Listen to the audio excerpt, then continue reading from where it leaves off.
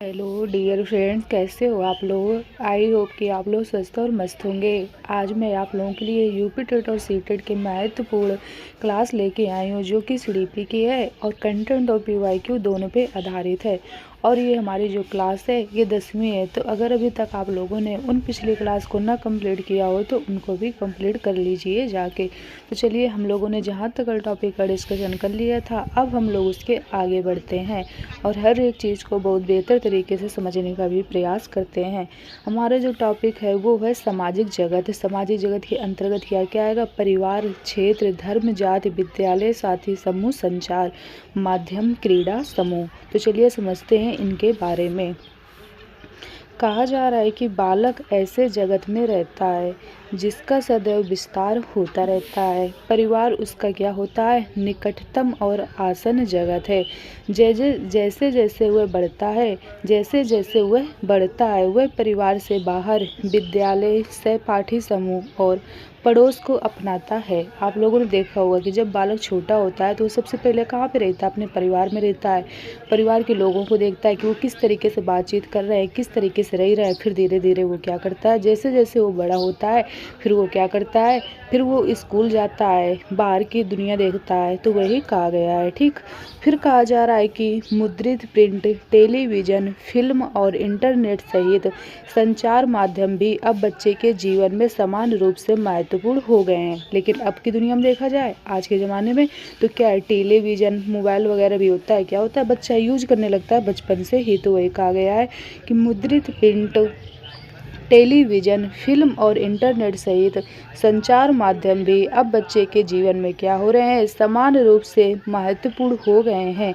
इनमें से प्रत्येक उसके समाजीकरण तथा विकास में क्या है? महत्वपूर्ण योगदान करता है। ये सब चीज़ें क्या है? बच्चे के समाजीकरण तथा विकास में क्या है? महत्वपूर्ण योगदान करता है। यानी इन्हीं चीज़ों की वजह से बच्चा क्या करता है? आगे बढ़ता है। उससे क्या होता है? डेवलपमेंट होता है। अब आगे क्या कहा जा रहा है, आगे समझते हैं। आगे कहा जा रहा है कि परिवार में बच्चा, क्या कहा जा रहा है? कहा जा रहा है कि परिवार में बच्चा प्रेक्षण करना, अंतःक्रिया करना और दूसरों से संबंध बनाना सीखता है। क्या कहा गया है? कहा गया है कि परिवार में बच्चा प्रेक्षण करना, अंतःक्रिया करना और दूसरों से संबंध बनाना सीखता है। ठीक, ये चीज़ क्या होती है? ये चीज़ बच्चा परिवार में देखता है। फिर कहा गया परिवार बच्चे को दिन प्रतिदिन के व्यवहारों का भी क्या करते हैं? अनुकूल बनाता है। मतलब कि किससे किस तरीके से बातचीत करनी है, ये भी बच्चा क्या सीखता है? अपने परिवार से सीखता है। फिर कहा जा रहा है कि परिवार बच्चे को समाज में विद्यमान समृद्ध सांस्कृतिक विरासत और ज्ञान देता है। इस विरासत में भाषा और क्या, साहित्य, लोक कथाएँ और पौराणिक कथाएँ, कला, संगीत, भोजन कौशल और बहुत सी अन्य बातें भी क्या होती हैं? शामिल होती हैं। अब हम लोग आगे समझते हैं कि आगे क्या कहा जा रहा है। आगे कहा जा रहा है कि माता पिता और बच्चे का संबंध। डायना डायना बूमरिंड ने अपने अनुसंधान के माध्यम से पाया कि पालन पोषण की 4 महत्वपूर्ण शैलियाँ होती हैं। तो चलिए समझते हैं कि 4 महत्वपूर्ण शैलियाँ कौन कौन सी होती हैं। तो पहली है अनुशासनात्मक रणनीति, दूसरा कह रहा है स्नेह और पोषण, तीसरा कह रहा है संप्रेषण शैलियाँ, अगला कह रहा है परिपक्वता और नियंत्रण की अपेक्षाएं। अब हम लोग आगे समझते हैं। आगे कहा जा रहा है अधिकारवादी पालन पोषण।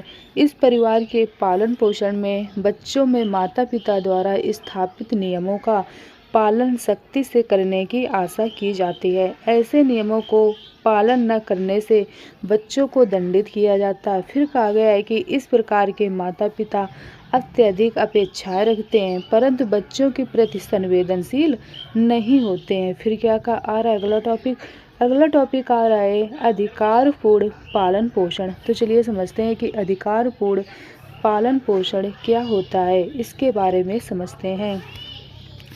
इस शैली में नियम और मार्गदर्शन निर्धारित किए जाते हैं जिन्हें बच्चों से पालन की अपेक्षा की जाती है। फिर क्या कहा गया है?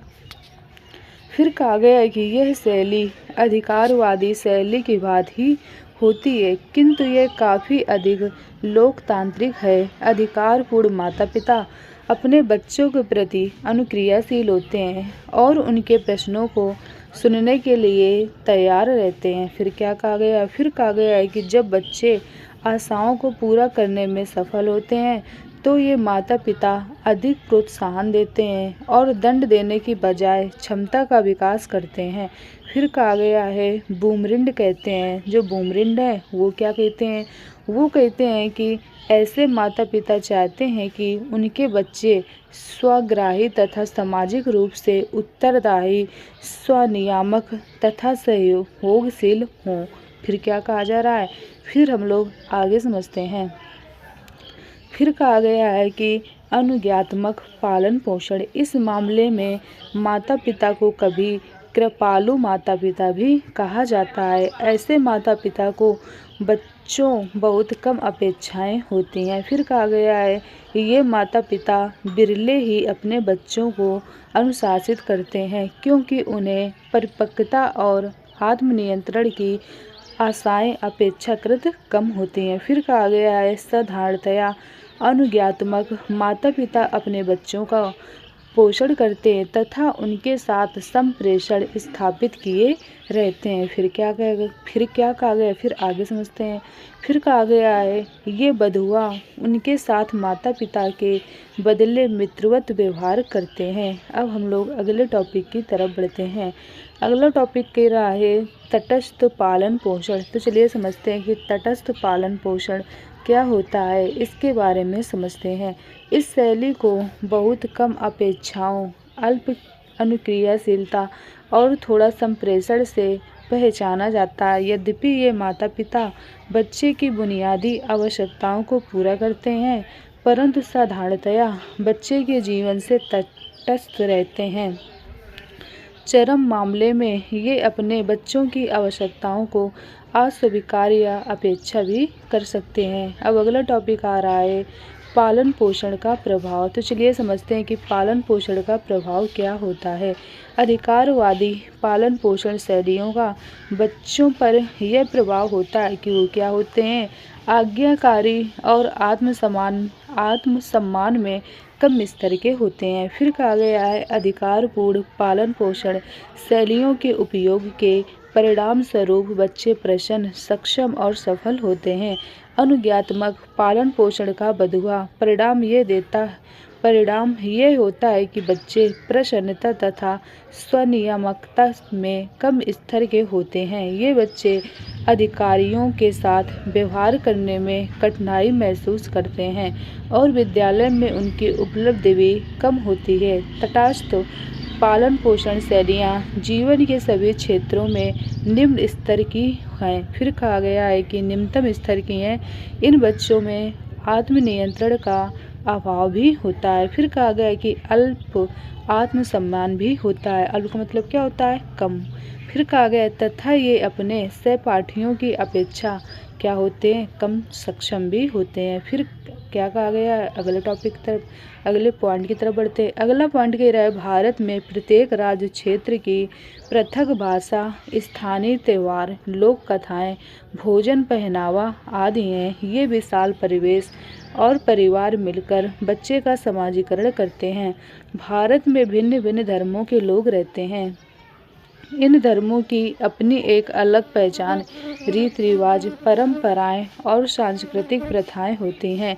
बच्चों को परिवार द्वारा उनके जीवन के प्रारंभ से ही अपने धार्मिक प्रथाओं का अनुसरण करने में समाजीकृत किया जाता है। अब हम लोग आगे समझते हैं कि आगे क्या कहा जा रहा है। आगे कहा जा रहा है भारत में प्रत्येक श्रेणी की जातियाँ और उपजातियाँ होती हैं, जिनके अनूठे रीति रिवाज और धार्मिक अनुष्ठान होते हैं। जाति के विश्वासों और मानदंडों द्वारा बच्चे के लालन पालन की प्रथाएं प्रभावित होती हैं। फिर कहा जा रहा है मुख्यतः आर्थिक आधार पर परिभाषित और वर्गीकृत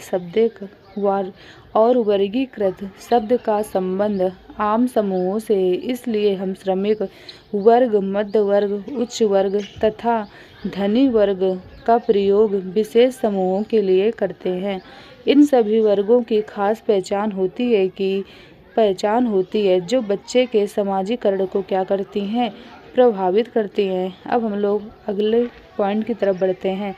अगला पॉइंट कह रहा है कि लड़कों और लड़कियों को लिंग भूमिका में रखना सामाजिकरण का मुख्य भाग है। सामाजिकरण की प्रक्रियाओं से अभिप्राय है पुरुषत्व और नारी तत्व की सांस्कृतिक रूप से परिभाषित विशेषताओं का अधिगम और उन्हें व्यवहार में लाना है। रीति रिवाज, धार्मिक अनुष्ठान, परंपरागत कहानियाँ और पौराणिक कथाएं तथा मीडिया सभी बच्चे को परंपरागत रूप से स्वीकृत लिंग व्यवहार और भूमिका की ओर अभिमुख होने के लिए प्रेरित करते हैं। विद्यालय बच्चे के लिए महत्वपूर्ण सामाजिकरण संस्था है। फिर कहा गया है अधिगम सामग्री का रूप और विषय, विद्यालय की व्यवस्था, दैनिक कक्षा, सामाजिक संबंध, पाठ्यचर्या की संरचना और गठन, विद्यालय स्टाफ का रवैया, ये सभी मिलकर विद्यालय अनुभव का क्या करते हैं, सृजन करते हैं जो बच्चे को अत्यधिक प्रभावित भी करता है। अब हम लोग आगे बढ़ते हैं कि आगे क्या कहा जा रहा है। अगला कह रहा है साथी समूह। अब चलिए समझते हैं कि साथी समूह के बारे में क्या कहा गया है। कहा गया है सामाजिकरण में समकक्षियों को प्रभाव परिवार की अपेक्षा कई अधिक होता है। अब हम लोग अगले टॉपिक की तरफ बढ़ते हैं। अगला टॉपिक कह रहा है समकक्षी। समकक्षी समूह एक तरीके से उसे अपना संसार फैलाने में सहायता करता है और वह भिन्न भिन्न समूहों के बच्चों से अन्योन्य क्रिया करता है। भिन्न भिन्न प्रकार का पठन पाठन, विचारधारा और संभावनाओं से परिचित होता है। यद्यपि समकक्षी समूह का भाग होने के कई लाभ हैं, परंतु यह भी संभावना है कि समकक्षी समूह बच्चे को अनुचित व्यवहार की दिशा में ले जाएं, जैसे धूम्रपान करना, ड्रग्स लेना, छोटी मोटी चोरी करना। समकक्षियों के दबाव के कारण उग्र स्वभाव शामिल है। अगला टॉपिक आ रहा है संचार माध्यम, आभासी संसार। इसके बारे में समझते हैं कि ये क्या है। कहा जा रहा है बच्चे संचार माध्यम की शोषणकारी शक्ति से शीघ्र प्रभावित हो जाते हैं। लगातार टेलीविज़न देखने के स्पष्ट प्रतिकूल प्रभाव हैं, जैसे आँखों में तनाव, निष्क्रियता, आलस्य आदि। इसके अलावा मनोवैज्ञानिक प्रभाव भी हैं। चूँकि बच्चे विकास की प्रारंभिक अवस्था में होते हैं, इस मामले में जो कुछ देखते हैं वह उनके विचारों और कार्यों को मूर्त रूप देता है। फिर कहा गया है संचार माध्यमों विशेषकर टेलीविज़न शो और फिल्मों का बच्चों पर क्या होता है, गहरा प्रभाव पड़ता है। उदाहरण के लिए सेक्सुअलिटी, लिंग भूमिका, हिंसा और समाज में वित्तीय हैसियत के महत्व की समझ उत्पन्न होने से पहले ही इन मुद्दों से संबंधित प्रश्न उनके मन में क्या होता है, उठते हैं। फिर कहा गया है इसके अलावा विज्ञापन भी बच्चों के अंदर कुंठा उत्पन्न करते हैं, अपने उत्पाद को आकर्षक तरीके से प्रस्तुत करते हैं, जिसका क्या होता है, बुरा प्रभाव बच्चों के विकास पर भी पड़ता है। अब हम लोग आगे समझते हैं कि आगे क्या कहा जा रहा है। आगे आ रहा है क्रीड़ा समूह। अब ये क्या होता है, इसके बारे में समझते हैं। सामाजिकरण की दृष्टि से बालक के लिए मित्रों का समूह अर्थात खेल समूह एक महत्वपूर्ण क्या होता है, प्राथमिक समूह है, यानी पहला। फिर कहा गया खेल समूह में बालक खेल के नियमों का पालन करना सीखता है। वह दूसरों के नियंत्रण में अनुशासन का पालन करना भी सीखता है। फिर कहा गया है उसमें नेतृत्व के गुणों का विकास होता है तथा वह लोगों पर नियंत्रण करना, हुआ अनुशासन अनुकूलन करना भी सीखता है। रिजमैन ने क्या कहा है, अब इनके बारे में समझते हैं। रिजमैन ने कहा है खेल समूह वर्तमान समय में सामाजिकरण का एक अत्यधिक महत्वपूर्ण समूह है। फिर आ रहा है स्काउटिंग तथा गर्ल गाइडिंग। अब इसके बारे में समझते हैं कि स्काउटिंग तथा गर्ल गाइडिंग क्या होता है।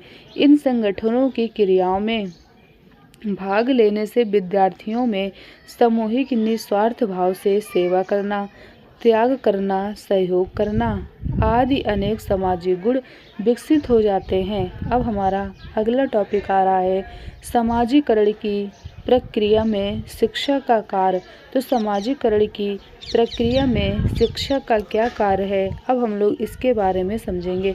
तो इसके बारे में अब हम लोग कल की क्लास में डिस्कशन करेंगे। तो आई होप आप लोगों को यहाँ तक की चीज़ बेहतर तरीके से समझ में आ गई होगी और आपने हर एक चीज़ को बहुत बेहतर तरीके से समझने का भी प्रयास किया होगा। तो चलिए फिर आज की क्लास को हम लोग यहीं तक रखते हैं। आप लोग ज़्यादा से ज़्यादा वीडियो को दोस्तों तक शेयर करिएगा, जिससे क्या हो दोस्तों की भी हेल्प हो सके। चैनल को लाइक और सब्सक्राइब करिएगा, जिससे आने वाली नोटिफिकेशन आप लोगों को टाइम टू टाइम मिलती रहे। और आप लोग कमेंट करके बताया करिए कि आप लोगों को क्लास कैसी लगी है, और जो चीज़ ना समझ में आया करे तो आप लोग कमेंट करके पूछ भी लिया करिए। तो चलिए फिर आज की क्लास को हम लोग यहीं तक रखते हैं। Okay, thank you.